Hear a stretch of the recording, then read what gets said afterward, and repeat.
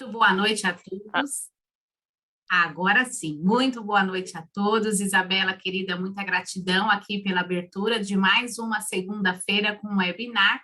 E hoje nós temos o prazer aqui de receber o professor Rodrigo Sodero, Rodrigo Moreira Sodero Victório e o professor Sérgio Jeromes, os dois membros da Comissão Previdenciária, né, de Direito Previdenciário aqui do Estado de São Paulo, professores, autores de obra, coautor de obra previdenciária.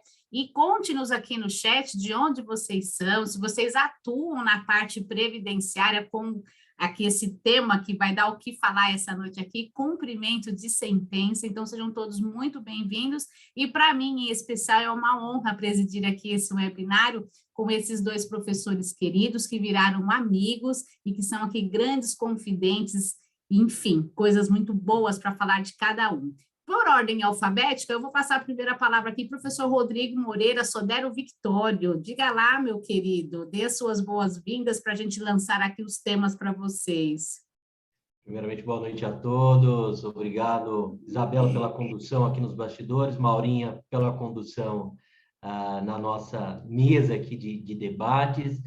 Ganhei do Sérgio aqui por pouco na ordem alfabética. Então, Sérgio, foi por pouco. Algumas pessoas me chamam de Sodero, então quase nessa, se a gente fosse levar em consideração isso, o Sérgio iria ganhar de mim, teria preferência. Ele é mais velho também, e por conta disso, né, também teria preferência. De todo modo, como a professora Maura passou primeiro a palavra a mim, hoje a gente vem debater um tema que é extremamente importante para todos nós, advogados previdenciaristas, né? A fase de cumprimento de sentença, a fase de execução do processo previdenciário, aquele momento em que nós vamos trabalhar com a apuração dos valores atrasados devidos ao nosso cliente, que teve a sua ação julgada favorável, né, procedente ou parcialmente procedente, ainda sobre o correto cumprimento da obrigação de fazer ou da obrigação de não fazer, dependendo do processo. E professor Sérgio Jeromes é um exímio conhecedor dessa matéria, né? Há alguns anos, não vou aqui entregar, é claro, mas há alguns anos trabalho junto com o Sérgio, trabalhei com o Sérgio em várias instituições e nós continuamos trabalhando juntos em vários projetos, e o Sérgio é um profundo conhecedor dessa matéria. A Maura também, né, que tem atuação ativa nos processos previdenciários e, obviamente, também tem os seus processos na fase de execução e conhece todas as discussões que nós temos neste momento do processo. Repito, um momento bastante importante, né, gente? Afinal, não basta a vitória na fase de conhecimento, né, professor Sérgio? A gente precisa executar aquela decisão transitada em julgado nos estreitos limites da mesma, para que o segurado não perca nada, e talvez até ultrapassando os limites da mesma, né? Dependendo, quem sabe, o Supremo julga uma matéria, né? Reconhece a inconstitucionalidade de determinado dispositivo, e nós podemos contestá-lo, inclusive na fase de execução. Será que isso é possível? Esse é um tema, né? Trabalhando com a coisa julgada inconstitucional, etc., há uma discussão a respeito. Bom, mas vamos falar mais sobre o direito previdenciário em si, essa fase de execução, liquidação de sentença, cumprimento de sentença, daqui a pouquinho. Vou passando a bola, né? Oportuno falar assim, né? Quando o Palmeiras é campeão da Libertadores, então vou passando a bola redonda, né? Como fez o Daverson, por exemplo, naquele gol, para a professora Maura Feliciano, que certamente passará também a palavra, a bola redonda ao professor Sérgio Jeromes. Com certeza, né, Rodrigo? Muito bom estarmos aqui. Temos gente aqui de Manaus, Brasília, aonde que eu vi aqui também, temos colegas aqui de Taubaté, o pessoal está participando aqui, então, para de norte a sul, de leste a oeste do Brasil. Senhor Sérgio, como eu gosto de te chamar, senhor Sérgio, palavra é sua, faça as suas primeiras considerações. Esses cabelos brancos não revelam aí que você, além da idade, tem muito mesmo tempo aí, gente, dentro do processo previdenciário, certo? Obrigado, Maura. Um prazer estar aqui com vocês, Rodrigo, os amigos, né? A Sônia apareceu aí. A Sônia é uma assídua espectadora dos meus cursos. Prazer estar aqui com vocês, essa oportunidade de conversar um pouquinho sobre esse tema, que eu tenho dito por aí que é o mais importante do direito previdenciário, né?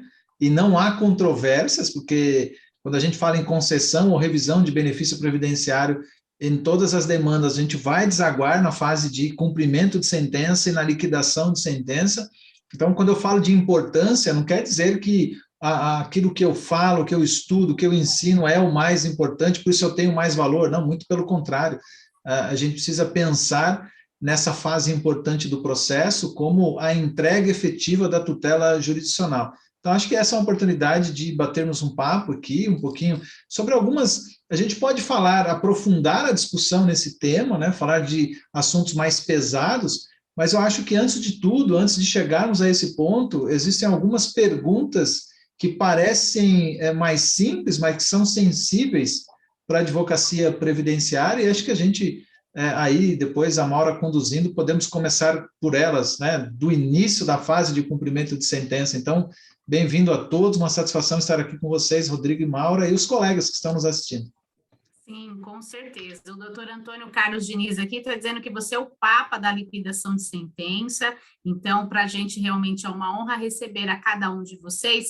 E eu já quero começar com uma pergunta que eu já discuti muito essa questão com o Sérgio, porque eu sei que ele acha um absurdo isso, mas, afinal de contas, Sérgio, quem é que deve iniciar um cumprimento de sentença? Eu devo ficar quietinho esperando o INSS apresentar os cálculos, ou eu já devo, assim, transitou em julgado, eu já tenho que chegar chegando e já apresentando o cálculo? Essa é uma pergunta bem recorrente dos colegas, certo? Vamos lá. A gente partindo do princípio mesmo, né? Eu vou falar um pouquinho aqui, Rodrigo, depois a gente discute aqui alguns pontos. Eu disse que a gente pode começar pelo ponto mais que parece mais simples, mas eu queria dizer mais sensível, que é exatamente quem deve iniciar o cumprimento de sentença, mas não basicamente isto, em qual momento eu devo iniciar esse procedimento.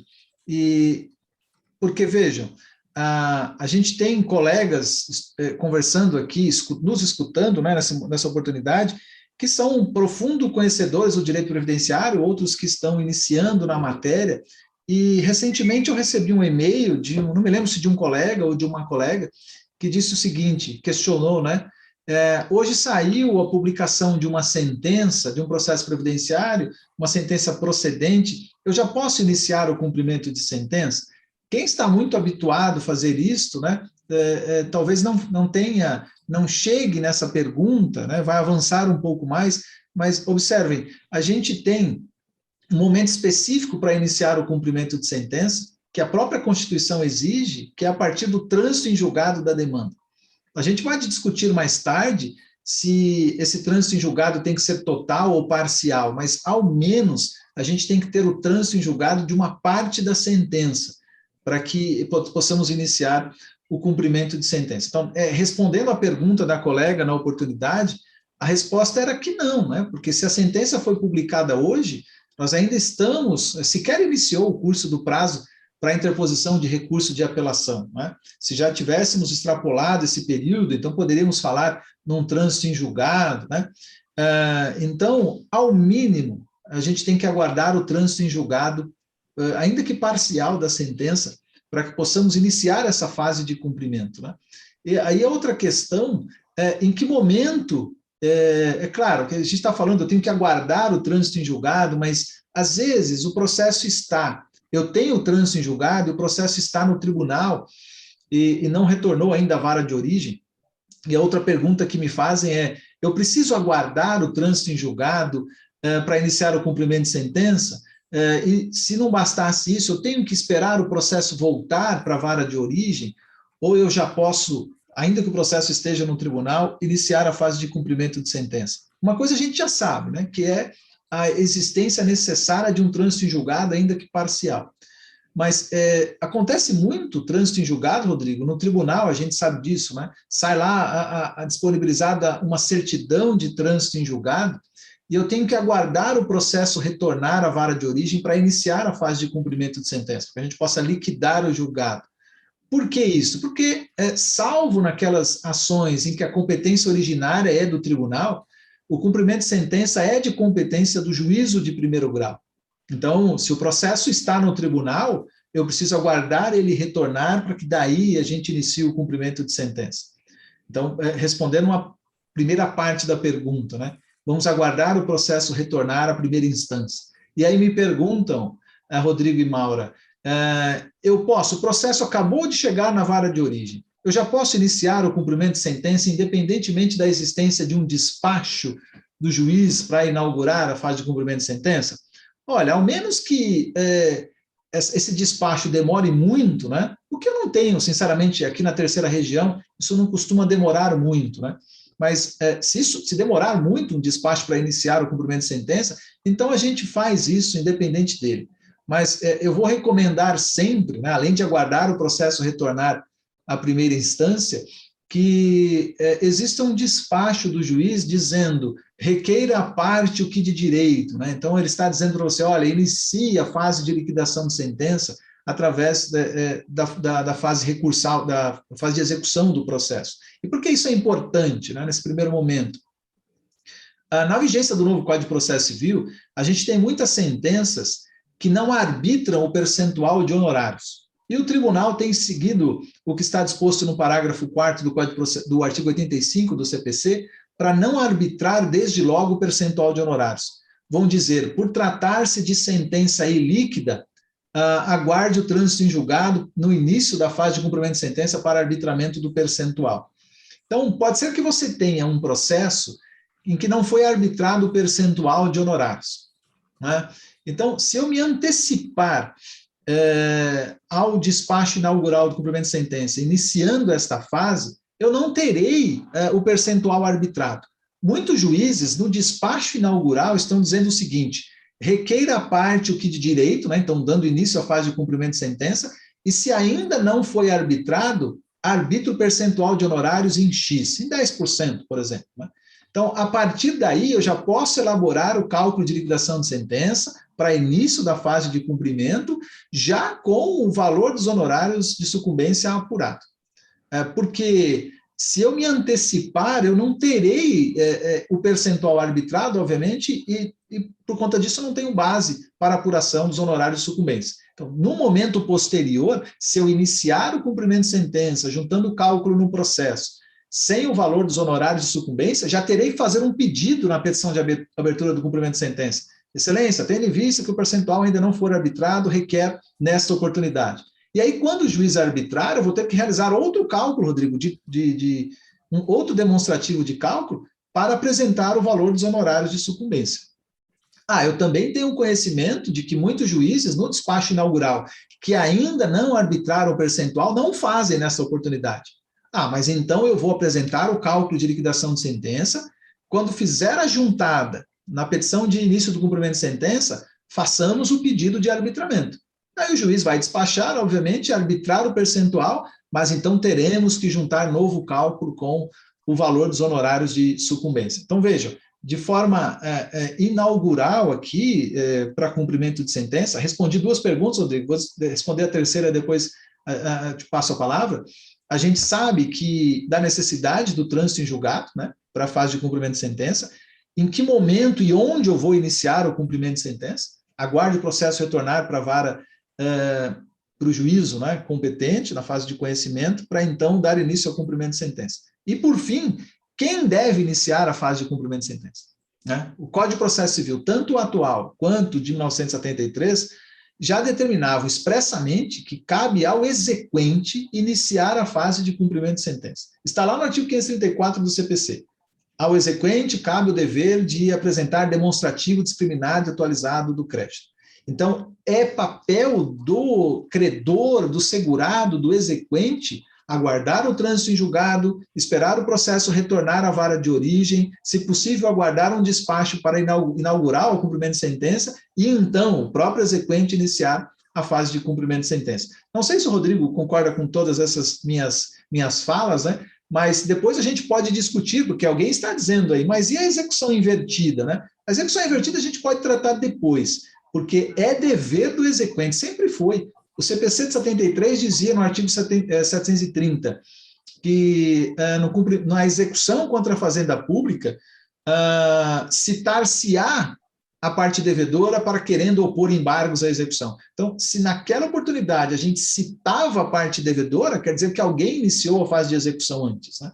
Que era exatamente o exequente, o credor, que iniciava a fase de execução.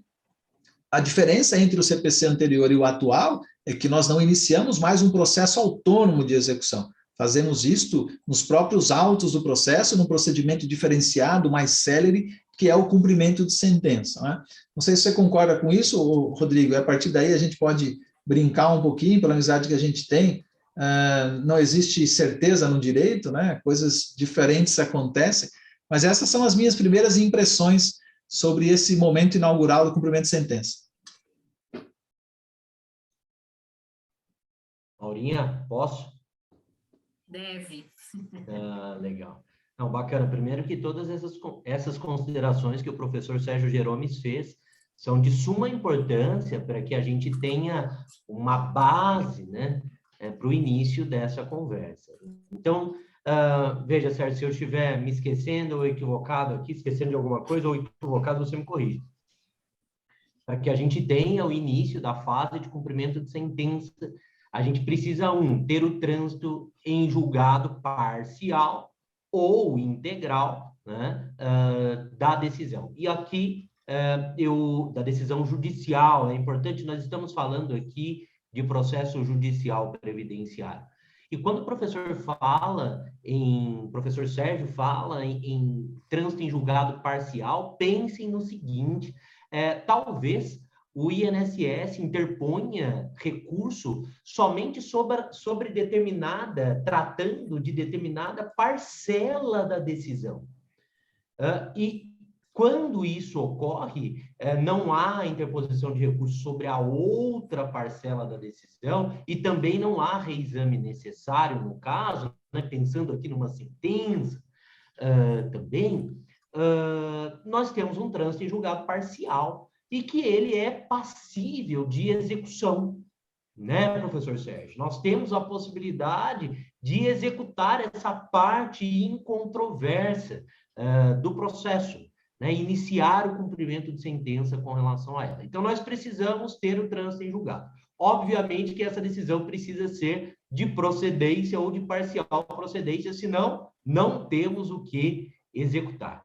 Né? E com relação ao início da execução, ao start da execução, como o professor Sérgio coloca, o CPC diz, cabe ao exequente.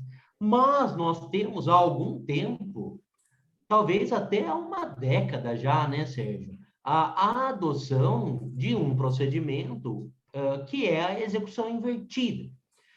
O que é a execução invertida? É exatamente o contrário do que nós estamos dizendo aqui, que é o comum de acordo com o CPC.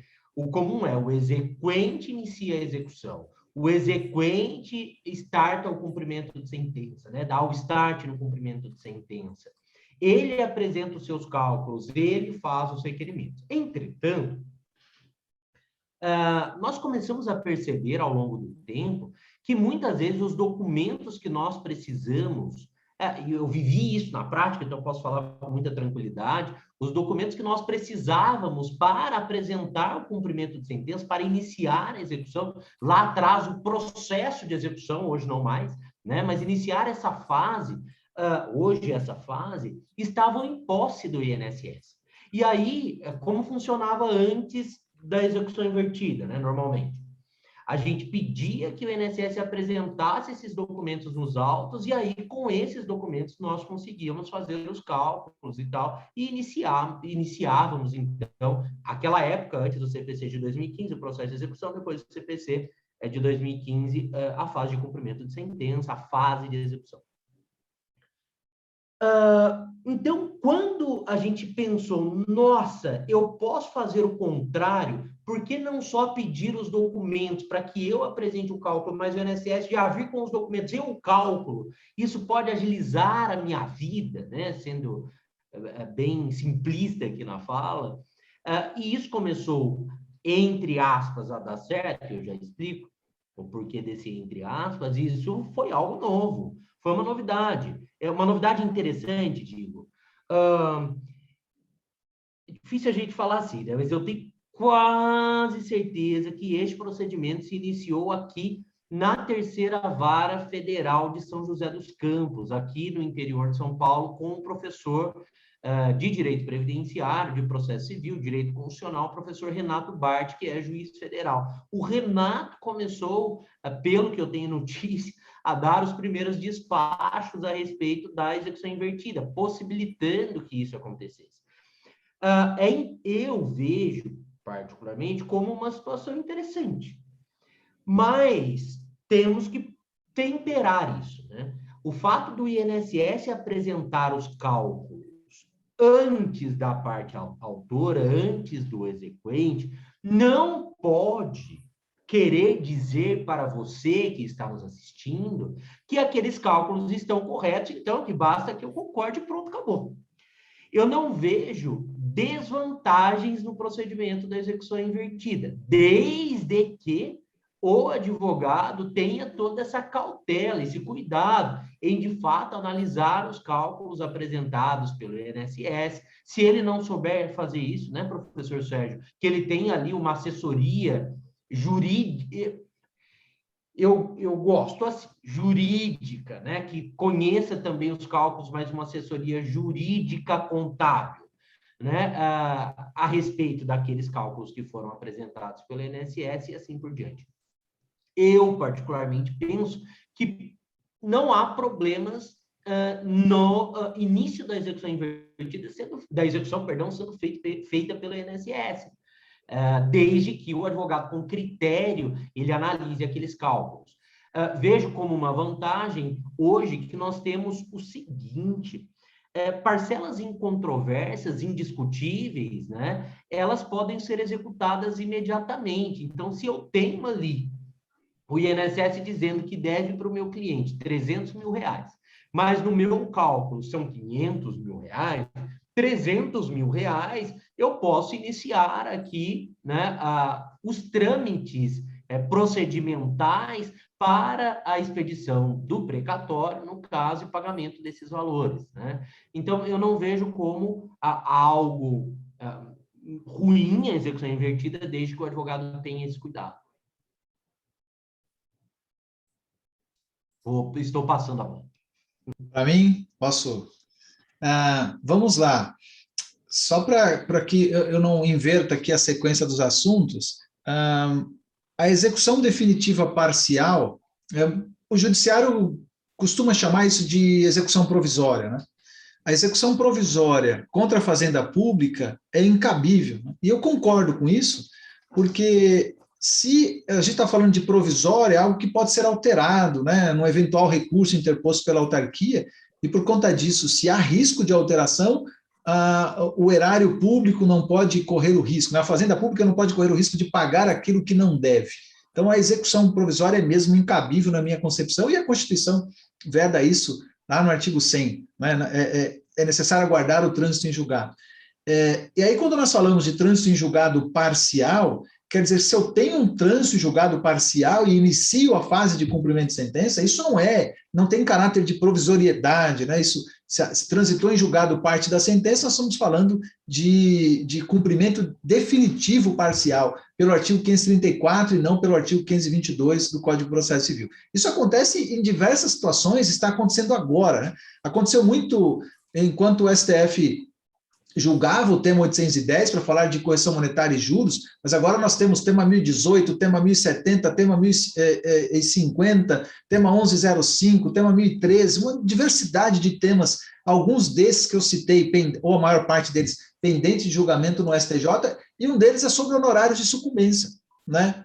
Eu posso inserir na base de cálculo dos honorários de sucumbência os valores recebidos na via administrativa, Agora, outra questão que está pendente de julgamento, o tema 1050 já foi, né, não transitou em julgado ainda, salvo engano, é o tema 1105, que fala da incidência ou não da súmula 111 na vigência do novo Código de Processo Civil. Então, se você tem um processo em que foi julgado procedente a concessão do benefício previdenciário, o tribunal manteve a decisão para conceder esse benefício, e agora o INSS recorre porque não quer a aplicação da súmula 111, aliás, porque quer a aplicação da súmula 111, ou o próprio segurado recorre porque não quer a aplicação da súmula 111, mais para frente a gente pode comentar sobre isso, o tribunal vai sobrestar esse processo para aguardar o julgamento do tema 1105 pelo STJ. Então, veja, se o benefício não foi implantado ainda, por exemplo, né, o benefício não foi implantado, e você tem lá a determinação de pagamento das parcelas em atraso, o segurado não vai poder gozar do benefício e nem receber as parcelas em atraso por conta de um sobrestamento que tem a ver apenas sobre sucumbência, né? Discorre apenas sobre sucumbência, e ainda sobre parte da sucumbência, né? Porque a súmula 111 impõe pagamento de honorários advocatícios sobre as parcelas que vencerem até a data da sentença. Bom, eu vou deixar o processo travado no tribunal, sobrestado, por conta de uma questão específica, quando eu tenho a concessão do benefício transitado em julgado, as parcelas em atraso com trânsito em julgado, e parte da questão atinente ao honorário de sucumbência também com trânsito em julgado. Então, o que a gente faz? Deixa o processo no tribunal e inicia o cumprimento de sentença, aqui em primeiro grau, né, nesse caso, para implantação do benefício previdenciário, o STF já permite isso no tema 1045, recebimento das parcelas em atraso, porque isso não está em discussão, e o recebimento dos honorários de sucumbência com a aplicação da súmula 111. E reserva-se no direito de receber eventuais diferenças posteriormente. Quando a gente começou a fazer isso, Rodrigo, quando eu comecei a fazer isso aqui em São Paulo, no Tribunal de Justiça principalmente, falando de benefício acidentário, né, as decisões de primeiro grau vinham sempre no sentido de que a execução provisória é incabível contra a fazenda pública. Mas eu não estou discutindo execução provisória. Então a gente começou a interpor recurso de agravo de instrumento e o tribunal começou a reformar todas as decisões. Ora, é possível sim a implantação do benefício previdenciário, se não é objeto de recurso, é possível o recebimento das parcelas em atraso, a gente fez muito isso no tema 810, né? Eu quero receber as parcelas em atraso corrigidas pela taxa referencial. Depois, se o INSS sucumbir no recurso, a gente vai executar a diferença, né? Então, esse assunto passou a ser discutido no IRDR 18 do TRF da 4ª Região, e mais recentemente, uma decisão de abril de 2020, o STF, no tema 1028 da repercussão geral, disse o seguinte: é possível, inclusive, a expedição de precatório para pagamento de parte da sentença que se tornou imutável, né? E depois a gente vai discutir o recebimento de eventual diferença. E mais uma coisa importante que disse o STF, depois a gente parte para a execução invertida, é a questão de que se a parte incontroversa é de R$50 mil e a parte controvertida é de R$100 mil, então eu não poderei receber 50 mil por RPV. Né? A definição de requisição de pequeno valor, aliás, o conglomerado, né, para definição de recebimento em RPV ou precatório é o valor total da execução, incluindo o que está sendo objeto de discussão. Né? Mas o STF, inclusive, possibilita a expedição de precatório de parte da sentença. Isso quer dizer que é cabível a execução ou cumprimento de sentença definitivo parcial, e não execução ou cumprimento de sentença provisória. E aí, sobre a execução invertida, eu não destoo muito do que disse o Rodrigo, sou um severo crítico da execução invertida, né? Ele disse no mesmo sentido que eu escrevi, inclusive. Eu escrevi na obra, que está aqui do meu lado, né? Aqui, Cálculo de liquidação no cumprimento de sentença previdenciária, da Maura Tali, o livro que eu desejava escrever primeiro. Depois eu escrevi outros dois e esse acabou ficando por último, por conta da necessidade. Eu escrevi sobre cálculo de renda mensal inicial antes e depois da reforma da Previdência, por conta da necessidade que a gente teve em decorrência da reforma da Previdência. Mas cumprimento de sentença sempre foi uma necessidade da advocacia previdenciária, né? Dada a dificuldade que a gente tem com a elaboração de cálculos. A execução invertida, para mim, sempre foi um ponto a ser criticado, porque muitas vezes a gente verifica, né, e aí eu estou falando da prática diária, de um número muito grande de cálculos que a gente faz, que o segurado, ele às vezes pleiteia ao juiz que intime a Fazenda Pública, intime o INSS para apresentar cálculos. Olha, a gente já viu que o procedimento correto se dá pelo segurado exequente credor iniciando a fase de cumprimento de sentença. Tem algum problema em inverter o procedimento, né? A gente vê decisões do início da década, do final da década de 1990, Rodrigo, e início dos anos de 2000, não sei se exatamente do professor Renato Bart, de quem eu admiro demais, mas existem decisões muito antigas falando da execução invertida, para dizer o seguinte, o INSS tem todas as ferramentas necessárias para elaboração de cálculos e por isso deve-se ocorrer a execução invertida. Olha, se você recebe um cálculo em execução invertida e analisa aqueles valores apresentados, e em caso de incorreção apresenta a manifestação, não há nenhuma crítica a fazer. Às vezes eu até procedo dessa forma, né? Em processos muito, de forma estratégica, vamos dizer assim, em processos muito complexos, a gente quer dançar a música do outro, né? Vamos dizer assim. Espera a autarquia apresentar cálculo para daí a gente analisar e ter parâmetros para discussão. Até aí tudo bem, né? Às vezes eu procedo assim também. Mas aguardar a execução invertida ou pleitear para aceitar os cálculos apresentados é querer cair numa armadilha, né? Às vezes. E qual é a armadilha? Receber valor inferior ao que tem direito, ao que está disposto na sentença. Não quero dizer, eu repito todas as vezes, que a Fazenda Pública apresenta cálculos com valores incorretos em prática ardil, em má fé. Não, não é nada disso, né? Às vezes a gente interpreta o título de uma forma, a autarquia interpreta o título executivo judicial de uma forma e apresenta cálculos, né? A gente está falando de discussão aqui de interpretação do título. E a gente vê isso todos os dias, segurado recebendo menos do que tem direito. Não é um exemplo só, são diversos, né? Centenas, posso dizer assim. O caso mais emblemático que eu atuei, o INSS apresentou o cálculo de R$350 mil, o segurado recebeu um precatório de R$1.050.000. A Maura tem exemplo aqui de processo que eu atuo para ela, cálculo do INSS, eu não me lembro o valor agora, mas é algo em torno de 600 mil, Rodrigo, para um final de R$1 milhão. Né? É uma diferença muito grande. Imagina o seguinte, então, naquele caso foi execução invertida no processo da Maura, né? O INSS apresentou o cálculo. E se ela tivesse aceitado o cálculo apresentado pelo INSS? Nós estamos falando de R$400 mil de diferença, né? Um acréscimo de mais de 60% se comparado aos cálculos. Então, aceitar os cálculos apresentados pela autarquia é sempre um risco, porque eu preciso analisar. A gente tem dificuldades em elaboração de cálculos previdenciários? Tem. Essa é uma realidade, né, da vida diária da advocacia. A gente melhorou muito de um tempo para cá. A gente tem estudado muito mais o direito previdenciário. Eu tenho dito que uma coisa que nós não tínhamos há alguns anos palestras ou cursos ou módulos em pós-graduação falando sobre cálculo previdenciário. A partir da reforma da Previdência, a gente começou a identificar todas as palestras em que discutíamos reforma, todos os palestrantes falavam sobre cálculo daquele determinado benefício. Quem ia falar sobre aposentadoria por tempo de contribuição falava, olha, agora o cálculo ficou assim, assim, assim. A gente passou a comentar mais sobre cálculos previdenciários, isto entrega munição para a advocacia, né? Eu sou prova viva disso, estou desde 2013 falando de cálculos exclusivamente, mas a gente tem que ter em mente que corremos risco, né? O maior risco que tem na execução invertida é a incorreção no valor do benefício previdenciário, porque o que a gente quer é cobrar as parcelas em atraso. Quero cobrar parcelas em atraso.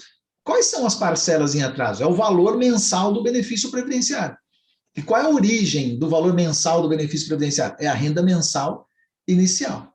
Então, veja, quando o INSS apresenta um cálculo de liquidação dizendo que te deve R$100 mil, qual é a base para a apuração daqueles R$100 mil? É o valor da renda mensal inicial, né, que dá origem às parcelas futuras. Então, a pergunta que se deve fazer, antes de qualquer análise do demonstrativo de cálculo, a renda mensal inicial foi apurada corretamente?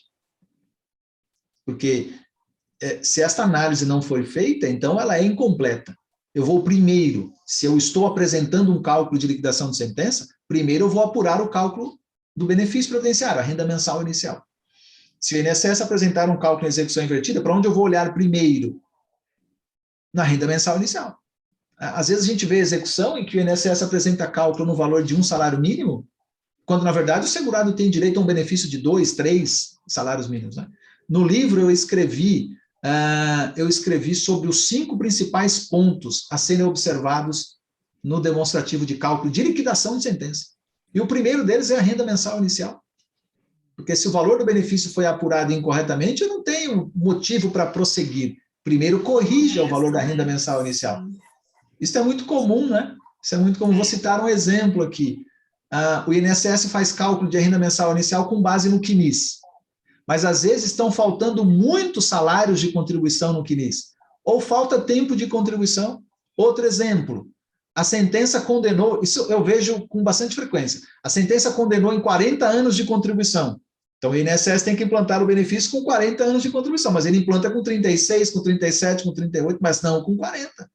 Então, o que a gente quer? Cumprir o título executivo judicial. Se a sentença determinou 40 anos de contribuição, mas está errado. Não importa, você não recorreu, transitou em julgado, esse não é o momento de rediscutir. Né? A gente não pode rediscutir a lide ou pretender a mudança da sentença que a condenou. Aí eu falava de ausência de salário de contribuição. Se o segurado trabalhou como empregado para uma empresa e a empresa não recolheu a contribuição na competência devida, faltam salários de contribuição no CNIS. Quando o INSS apurar o valor da renda mensal inicial, ele vai considerar tudo como salário mínimo.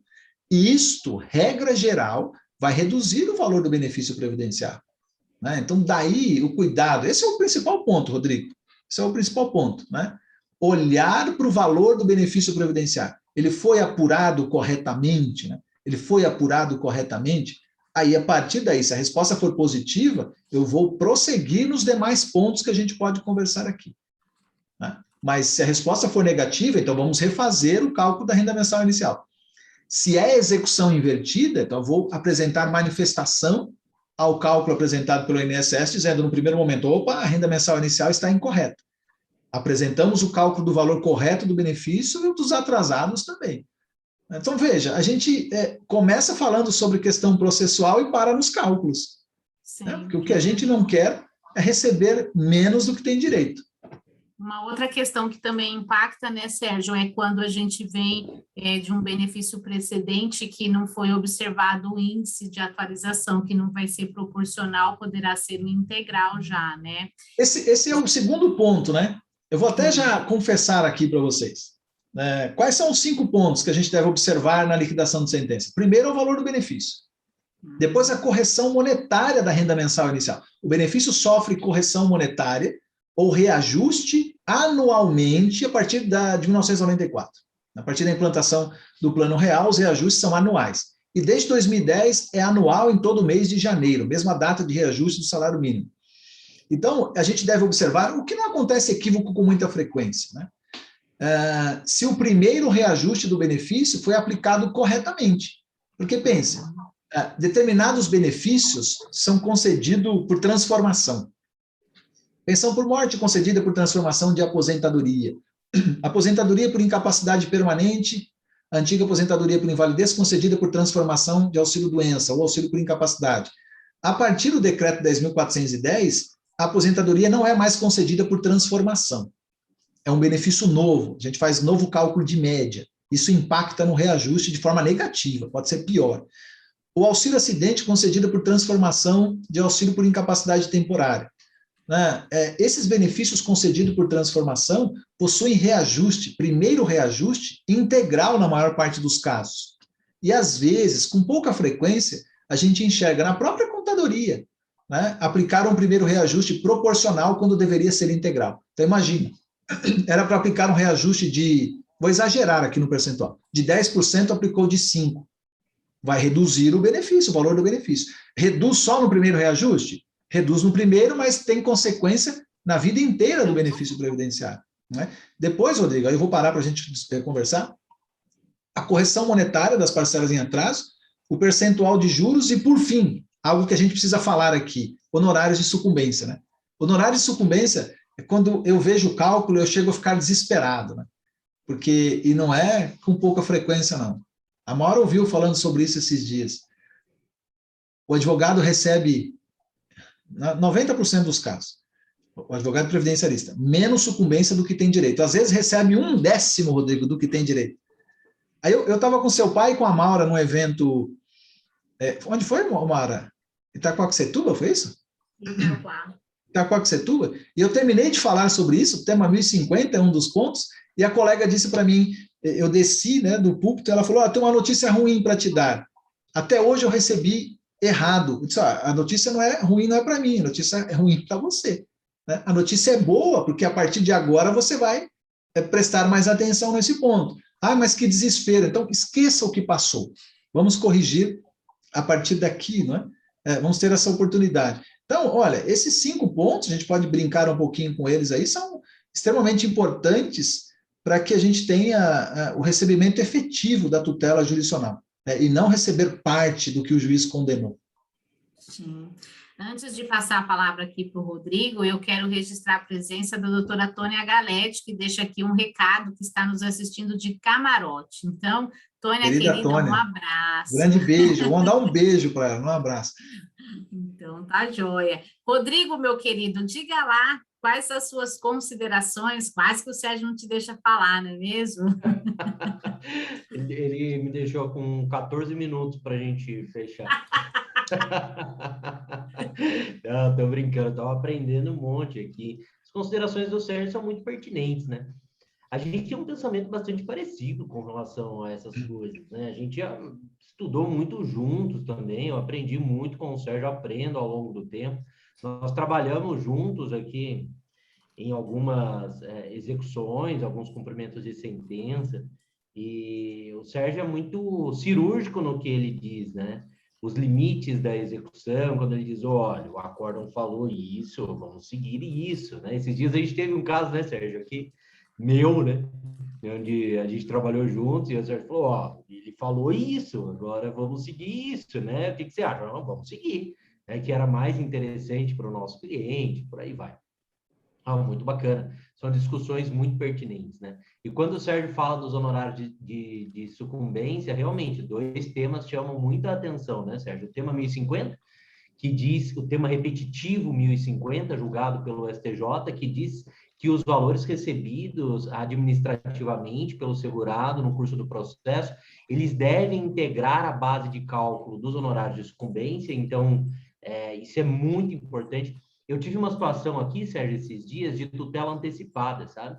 Que o cliente recebeu a título de tutela antecipada, então, por conta de uma decisão judicial, mas ele recebeu administrativamente. Olha isso, Maurinha. Recebe por conta de tutela antecipada, mas recebe administrativamente. Então, a interpretação que eu fiz do tema 1050 foi, se o INSS pagou administrativamente no curso do processo, mesmo que seja em decorrência de uma decisão judicial, esses valores devem integrar a base de cálculo dos honorários de sucumbência. E fiz uma pesquisa jurisprudencial e encontrei, Sérgio, bastante decisões já falando disso, dizendo, olha, no caso de tutela antecipada, nós temos sim a aplicação do tema 1050, ou seja, ajustando agora, né, a aplicação do que ficou decidido ali em sede de repetitivo, lembrando que o artigo 927, inciso 3 do CPC, diz que essas decisões vinculam, no caso do STJ, todo o Poder Judiciário, né, que está abaixo ali da linha do STJ, ou seja, quem não cumpre é o Supremo se eventualmente tiver um entendimento contrário, se a matéria chegar até lá e tal, mas todo mundo que está ali abaixo deve segui-lo. Então, um tema repetitivo bastante importante, perdão.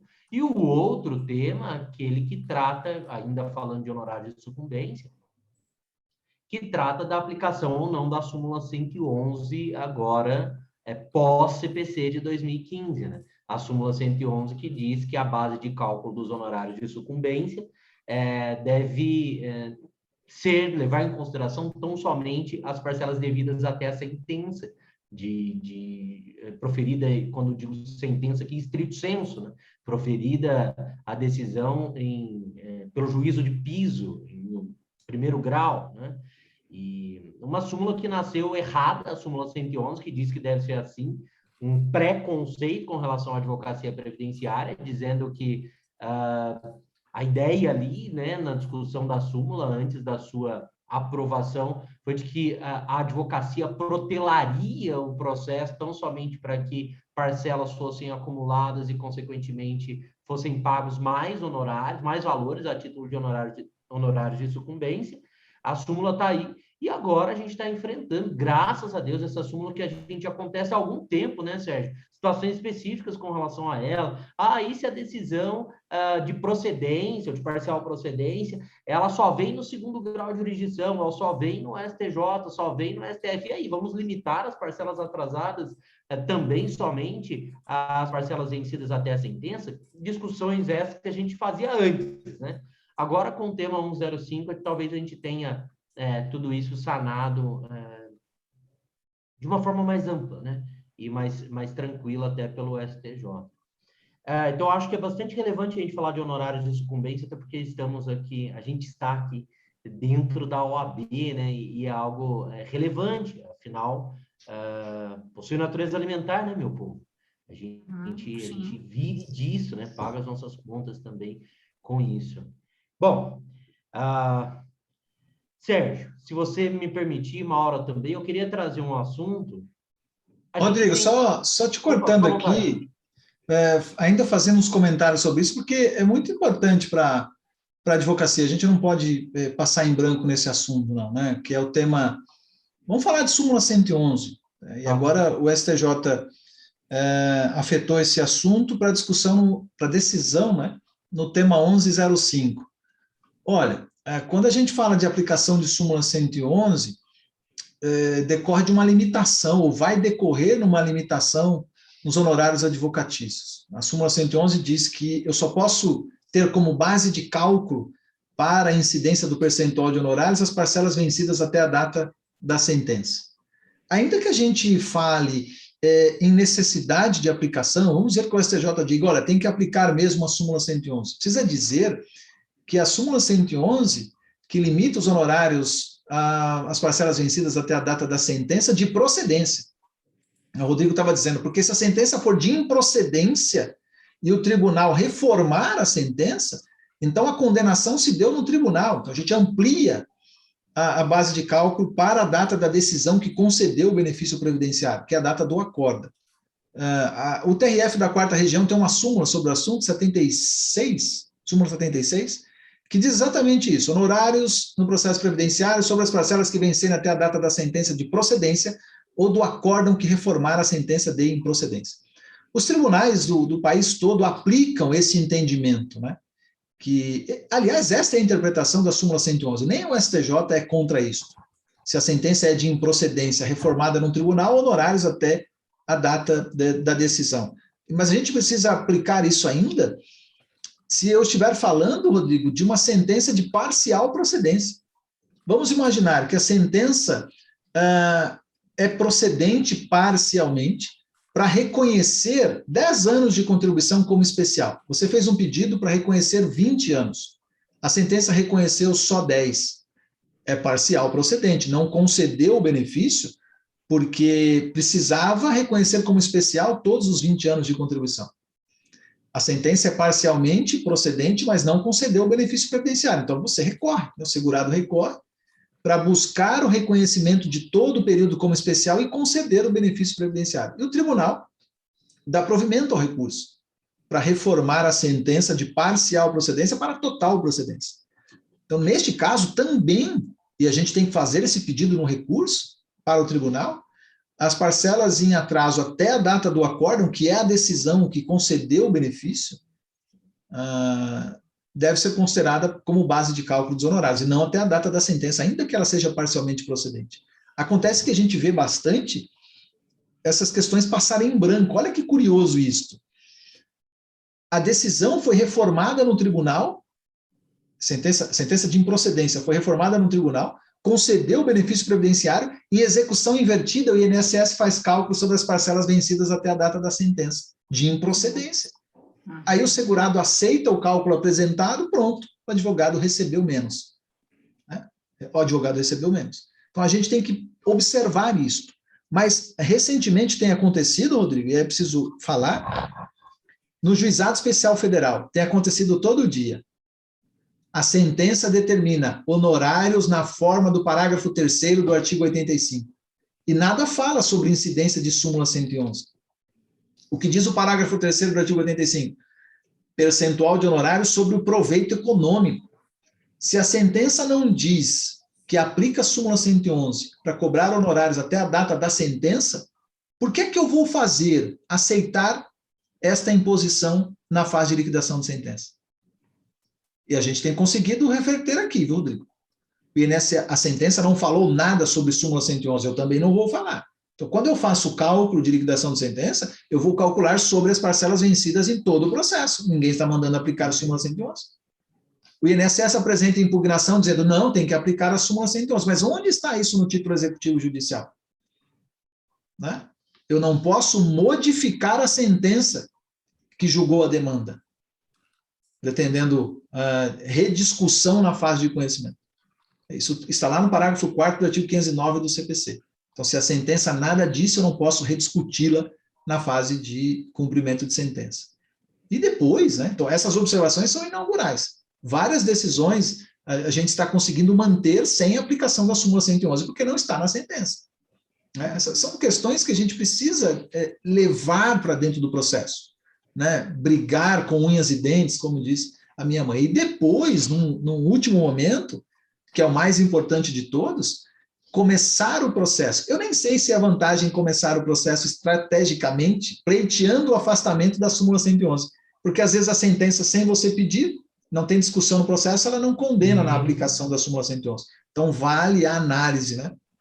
Mas buscar o afastamento da súmula 111, porque o novo Código de Processo Civil impõe que a base de cálculo dos honorários é o proveito econômico. Proveito econômico é tudo aquilo que o segurado aproveitou no curso do processo e não até a data da sentença. E por conta disto, o STJ bem julgou o tema 1050 para dizer se o segurado recebeu o benefício no curso do processo, por tutela antecipada ou não, né, daqui a pouco eu vou falar mais sobre isso, a partir da citação, essas parcelas recebidas, se houver determinação na sentença, devem ser abatidas no valor que o segurado vai receber. Se o segurado tem direito, por sentença, a uma aposentadoria por invalidez de 2.000 e recebeu 1.800 de auxílio por incapacidade temporária, auxílio-doença, ele vai receber a diferença entre um benefício e outro se houver determinação na sentença. Ele vai receber R$200. Mas qual é a base de cálculo dos honorários de sucumbência? A diferença que o segurado tem para receber, de R$200, ou o valor do benefício devido no curso do processo, que é de R$2.000. Se você aplicar 10% de sucumbência sobre R$200, são R$20 de sucumbência. Se você aplicar sobre R$2.000, são R$200 de sucumbência. Honorários é sobre o proveito econômico, e não sobre a diferença que o segurado vai receber. Por isso que eu disse, às vezes o advogado recebe 10% do que tem direito de sucumbência, porque aplica o percentual de honorários sobre a diferença, e não sobre o proveito econômico. Num processo recente, numa discussão recente, em que a gente fez esse pedido, o juiz disse o seguinte: como pode o advogado querer receber mais do que o segurado? Porque a sucumbência era de 80.000 quando o segurado tinha 40 para receber. Porque ele já recebeu no curso do processo. Eu não quero receber mais do que ele já recebeu. Né? E o STJ caminhou bem nesse sentido, para dizer que os valores recebidos no curso do processo serão embutidos na base de cálculo dos honorários, algo que a Advocacia Geral da União já reconheceu há muito tempo, na antiga súmula 66 e a atual súmula 73. Isso também eu escrevi no livro. E vai além, viu, Rodrigo? Porque o recebimento administrativo pode não decorrer de tutela. Eu posso estar discutindo a concessão de uma aposentadoria por idade no processo e o segurado no curso da demanda receber um auxílio por incapacidade temporária. O que ele recebeu, se houver determinação de abatimento, vai ser abatido para fins de recebimento por parte do segurado e não por parte do advogado, que a base de cálculo é o valor da condenação, é o valor do proveito econômico, é o valor do benefício objeto de condenação, benefício devido. Então, essas são informações bem pertinentes, porque só diz, nós estamos na casa do advogado, né? só diz respeito a uma verba alimentar, né, pertencente exclusivamente ao advogado. Alguém comentou aí, eu vi, apareceu a mensagem que subiu, se esse entendimento do tema 1050 aplica também para os honorários contratuais. Olha, a gente está falando de sucumbência, o tema 1050 está restrito à sucumbência.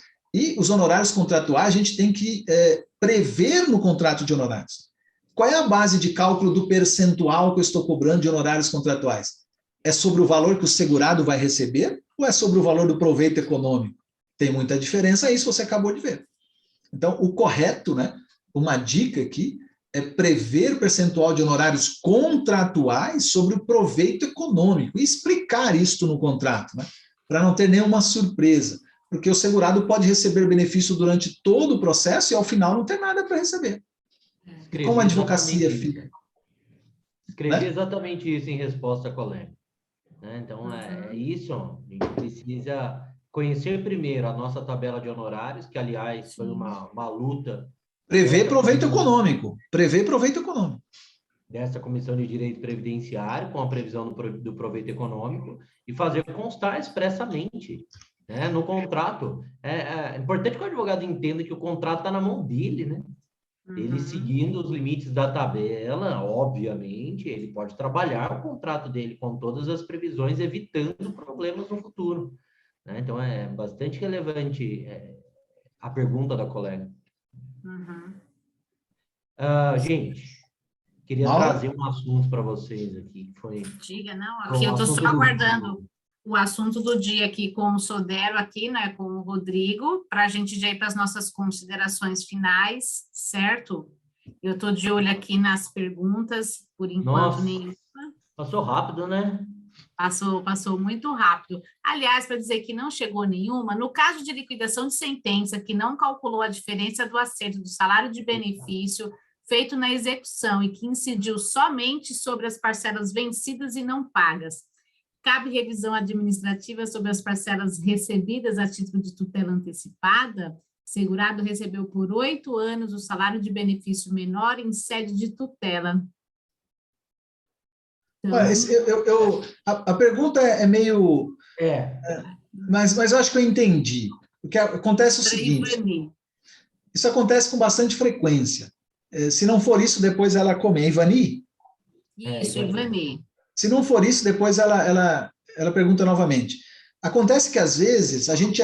Vamos pensar que o segurado aceitou um cálculo apresentado pelo INSS, cujo valor dos atrasados estão incorretos. Aí eu acho que se aceitou, não tem mais o que discutir. Haja vista que se a execução foi extinta, acabou a discussão. Mas e se a origem do valor menor está na renda mensal inicial? O segurado tem direito a 2 salários mínimos de valor de benefício e o INSS apurou 1 salário mínimo. Olha, aquele período em que foi discutido no processo, a gente não pode mais fazer nada, né? Mas eu posso ingressar com uma revisão administrativa ou judicial, e vai depender muito da discussão, para revisar a renda mensal inicial e receber a partir da data do requerimento. Só precisa tomar cuidado, porque quando a gente aceita cálculo e recebe menos, e é possível ingressar com uma revisional, a gente perde os atrasados do período do processo. E, às vezes, corremos o risco da incidência de prazo decadencial, inclusive, né? Então, esse é um cuidado que a gente tem que tomar. É possível a revisão administrativa? Com parcimônia, analisando prazo prescricional, prazo decadencial, mas é possível. O INSS implantou um salário mínimo de RMI, o segurado tem direito a 2. Eu aceitei o cálculo, daquele período eu não posso mais cobrar, mas dá para ingressar com uma ação revisional administrativa, ou processo administrativo ou ação judicial, para buscar a revisão. Concorda, Rodrigo? Concordo, sim, Sérgio. Eu fiquei um pouco aqui também patinando um pouco na pergunta dela para entendê-la, na verdade. Também é difícil, né? Uma situação complexa ela escrever aqui para a gente, é perfeitamente compreensível. Mas eu acredito que você foi no ponto. E aí o Gilvanei diz aqui, 3 salários de benefício. Gilvanei, me dá palpitação. Na verdade, são 3 benefícios. Salário de benefício é uma coisa, benefício é outra coisa, né? 3 primeiros benefícios, mais 30% do proveito econômico, o juiz indefere, certo? Veja primeiro, meu querido. Eu não sei de onde você é, né? Então, a gente precisa sempre observar a tabela da nossa seccional. Por exemplo, Goiás, até pouco tempo atrás, nós tínhamos a possibilidade da cobrança de honorários com 50%. E ok, porque é isso que a tabela diz, e quem cuida de honorários é a OAB, né? Importante a gente fazer essa referência. Quem cuida de tabela de honorários é a OAB, não é o juiz, né? Então, penso eu que o juiz, se o contrato estabelecido entre o advogado e o cliente está dentro dos limites estabelecidos pela tabela de honorários da OAB local, não há falar em qualquer tipo de restrição na hora do destaque, né, dos honorários, que eu imagino tenha sido essa posição, né? É preciso ter bastante respeito com a advocacia e com a OAB, que é a instituição responsável pela regulação da tabela de honorários, né? Afinal, a gente não interfere em nada, né, no que diz respeito ao que os juízes recebem, cada um no seu trabalho, né? Eu acho que a gente tem que tomar aqui um cuidado com isso e defender a advocacia.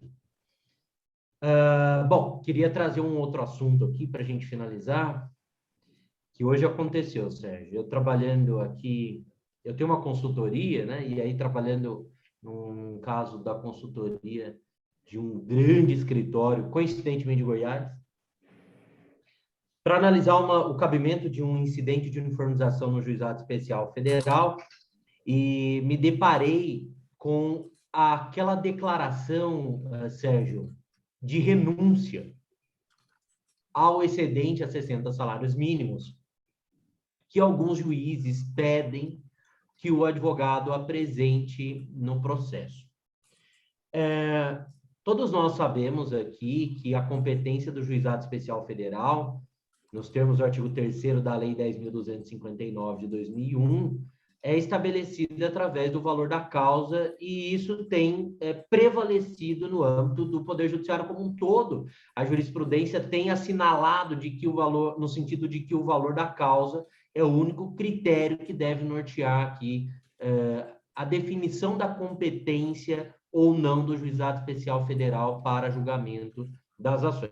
Muito embora eu não concorde com isso, é isso que tem sido estabelecido pela jurisprudência. E aí, a declaração apresentada é: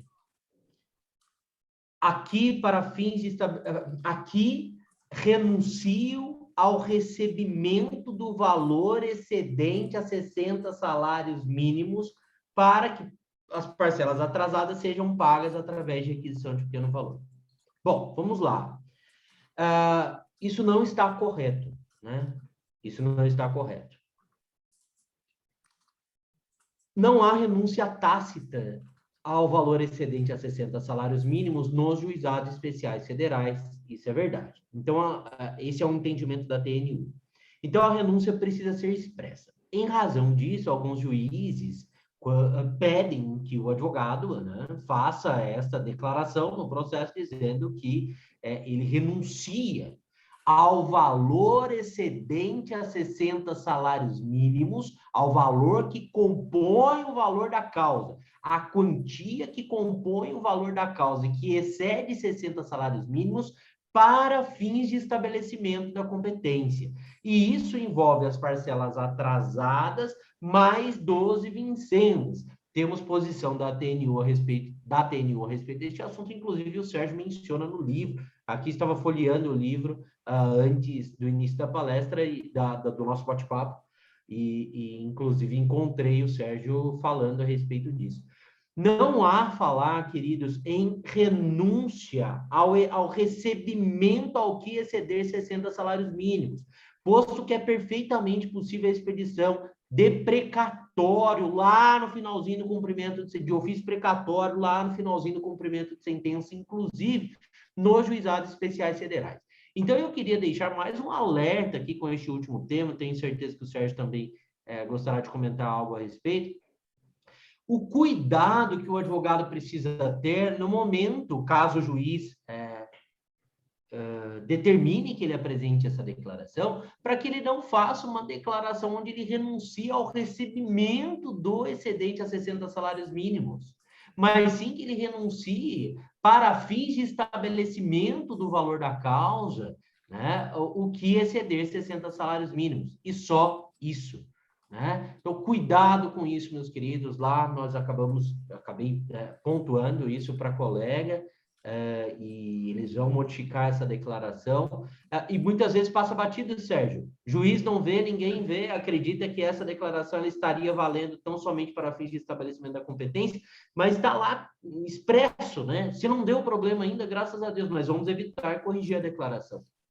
Isso é engraçado, né? Porque a lei dos juizados prevê uma determinação de que a competência está adstrita ao valor da causa, que não pode ser superior a 60 salários mínimos. Então, se eu distribuir uma ação hoje, considerando as parcelas vencidas e uma parcela anual vincenda, o valor superar 60 salários mínimos, deu 100 salários mínimos. Eu posso, querendo manter a demanda no juizado, exceder renunciar, né, o excedente a 60 salários mínimos. Agora, esse processo em que houve renúncia do excedente a 60 salários mínimos para fins de atribuição de competência, pode gerar um valor de atrasados de 1 milhão. Não é? Ele só vai... é claro que isso para fins de cálculo é complexo, né, Rodrigo? Vocês sabem aqui que eu trabalho no desenvolvimento de cálculos do simulador de cálculos do IEPREV Calc. Lá a gente fez essa previsão. Eu consigo limitar o valor da causa a 60 salários mínimos. Né? Eu vou perder um pouquinho sobre as parcelas que venceram até a data da distribuição, mas tudo que vencer no curso do processo não tem limitação. A diferença é que se o valor da condenação é de R$1 milhão, eu vou receber por precatório e não por RPV.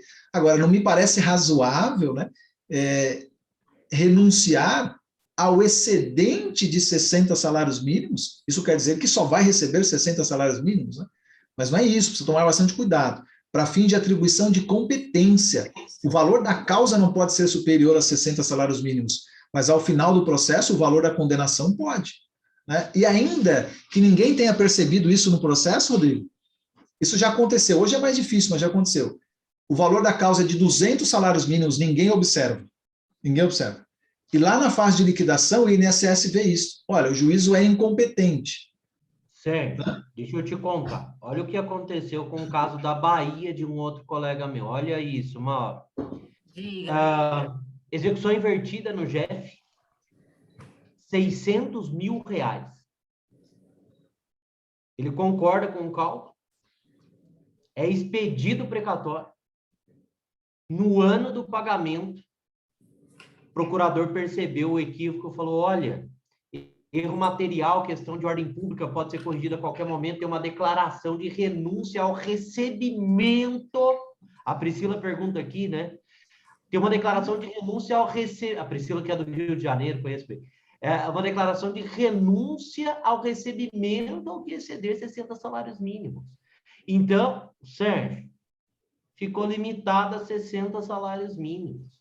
Por conta... Então, Priscila, o que precisa estar escrito é que a parte autora renuncia à quantia excedente a 60 salários mínimos para fins de estabelecimento do valor da causa, na forma da Lei 10.259, e não para fins de recebimento dos valores devidos no processo. E é isso que o Sérgio falou, né? O que compõe o valor da causa? Parcelas atrasadas mais 12 vincendas. Então, a limitação da gente está ali. Vencidas e vincendas as 12. É isso que a TNU tem entendido. Então... Isso aí precisa tomar cuidado, né, Rodrigo, com os conceitos. Né? A gente vê aqui a dificuldade com alguns conceitos, principalmente nos cálculos. Né? Cuidado, onde eu vou limitar? Isso é importante, né? Eu fiz um curso, gravei um curso recentemente com a Maura, e até bacana, porque quem tiver interesse ainda dá tempo de fazer o curso, sobre cálculo de renda mensal inicial. Aí a gente explica, né, o que é salário de benefício, o que é salário de contribuição, o que é renda mensal inicial, porque no estudo do direito previdenciário não é nenhuma crítica sobre isso, não, Rodrigo, é uma dificuldade que a gente tem, né? Uma dificuldade que a gente tem de entender os conceitos. Isso que você está falando é um conceito. Eu vou renunciar ao excedente de 60 salários mínimos, mas é no valor da causa, não é no valor da condenação. Isso faz muita diferença, né? O segurado pode, nesse processo de 600 mil, pode ser que ele fosse perder 100, mas não a diferença de 60 salários mínimos para 600 mil reais. Né? Isso é bastante relevante. Mas, Maura, eu sei que você já está aqui me cobrando no WhatsApp, só para dizer que, ainda dá tempo de comprar na Black Friday, tá? editoriaprev.com.br, dá para comprar o livro autografado. Eu vou para BH uma vez por mês, aí eu assino os livros lá, e sem custo adicional. Só demora mais um pouquinho, às vezes, né? Mas dá para receber o livro autografado. Não que isso vale alguma coisa, né, Mauro? Não, vale muito. Agora eu te pergunto, você já tem seu livro autografado, doutor Rodrigo Sodero? Então, né? Eu acho que esqueceram de mim. Ou sortearam meu livro. Tô achando que o meu... não, sortear autografado não dá, né? Eu achei que ele estava muito parceiro até, né? Eu sorteei um livro do professor Sérgio Jerônimo. Aqui, alguém vai receber um livro autografado ao amigo, professor Rodrigo, do jeito que o Sérgio foi. A Tônia, que é o dela autografado, o Gilvanei, que é de Itaquera, ele já comprou dele, já fez a leitura. O meu, gente, eu fui buscar na casa do professor Sérgio. Então, se alguém tiver um interesse, me chame no privado. Que você vem uma vez por semana, né? É? Às vezes sem convidar, viu, Rodrigo? Ela tá para vir aqui também, viu, Sérgio? É que eu estou reformulando a banda, nós vamos tocar na inauguração de um complexo que o Rodrigo está inaugurando, colegas, então eu estou aqui ajeitando a banda, diga. A Tônia é uma grande amiga, né, Tônia Galete, então, Tônia, já que eu me comprometo, eu enviei um livro para o Rodrigo, mas não sei o que aconteceu, que ele não recebeu. E a Tônia, eu não enviei, mas eu vou enviar um livro autografado para você. Você que é uma grande amiga, eu até já recebi chocolate da Tônia, então vou mandar um livro para a Tônia. Então, muito bem. Queridos, olha, eu quero dizer que foi um prazer, né, passar esta hora aqui, 1h15 com vocês. O tema, ele é de alta complexidade, né? Eu brinco muito com o Sérgio, porque em algumas parcerias, em algumas assistências que eu já tive a oportunidade de fazer no escritório dele, é muito comum o colega deixar que o INSS faça isso, e tem colegas que demoram 1 ano, 2 anos para iniciar aí o bendito, né, do cumprimento de sentença. Justamente eu acho que é por conta disso. Aí é mais fácil o INSS apresentar o cálculo, eu vou lá depois de uma conferidinha, chega na hora que eu estou precisando do dinheiro, e não façam isso. Como o professor Sodero bem pontuou, entender da matéria, e muitas vezes não entendo da matéria, mas sei onde eu posso buscar assessoria. Isso é fundamental, porque, gente, de 600 mil para 1 milhão tem uma diferença significativa. Deu para eu comprar um monte de sapatilha da Carmen Stephens. Então, bora, né, fazer todo esse estudo. Bom que seu sapato é de criança, né? Custa menos. Nossa, rapaz. Então, quero aqui agradecer. Agora a moda é essa, Sérgio. Agora a moda é essa. Olha, eu quero dizer que é sempre um prazer, eu fico muito feliz quando eu sou chamada para estar entre os dois aqui, o professor Sodero, o professor Sérgio. Tenham todos aí um excelente final de ano, porque nós já vamos encerrando aqui as nossas atividades, né, virtuais frente à Comissão Previdenciária. Continuem estudando a matéria, continuem aí adquirindo os livros, assistindo live, tem muito conteúdo bom. Como o professor Sérgio colocou, hoje em dia a gente vive aqui com informação todo dia, toda hora. Tem o Rodrigo no G4, tem o Sérgio no IEPREV, tem a Maura na MFA, tem a Comissão Previdenciária crescendo cada vez mais, sendo muito atuante na matéria previdenciária, e é isso. Rodrigo, termine bem a sua noite, muita gratidão pela sua partilha. Sérgio, a mesma coisa. E, colegas, vocês sabem onde nos encontrar, sigam o perfil no Instagram da Comissão Previdenciária e bora aí, tá lá colocando, né, o perfil dele no Instagram,